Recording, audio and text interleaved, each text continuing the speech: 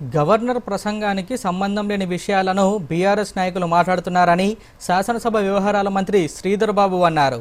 మాజీ మంత్రి జగదీష్ రెడ్డి తన వ్యాఖ్యలను వెనక్కి తీసుకోవాలని డిమాండ్ చేశారు. స్పీకర్ను బెదిరించేలా మాట్లాడిన వ్యాఖ్యలు ప్రజలంతా చూస్తున్నారన్నారు. తమ ప్రభుత్వం ఏర్పడిన 14 నెలల్లో అనేక సంక్షేమ కార్యక్రమాలు చేపట్టామని మంత్రి శ్రీధర్ బాబు స్పష్టం చేశారు. కాగా శ్రీధర్ బాబు ప్రసంగిస్తుండగా గందరగోళం నెలకొనడంతో శాసనసభ వాయిదా పడింది.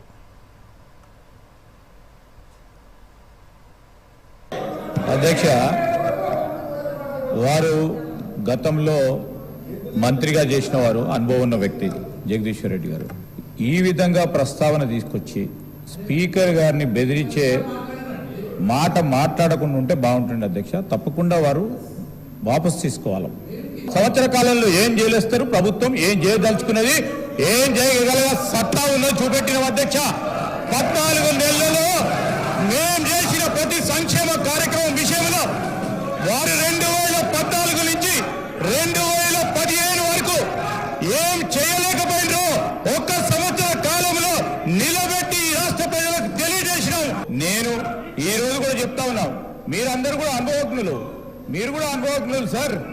మీరు మీ అందరి అనుభవం కూడా తెలియజేయండి. మన తెలంగాణ రాష్ట్ర ప్రజలకు ఉపయోగపడే విధంగా ఒక కార్యాచరణలో అడుగు పెడతా ఉన్న సందర్భంలో దాన్ని అడుగు అడ్డం వేయకుండా అడుగు కొద్దిగా ఇటు పోయినా చెప్పండి.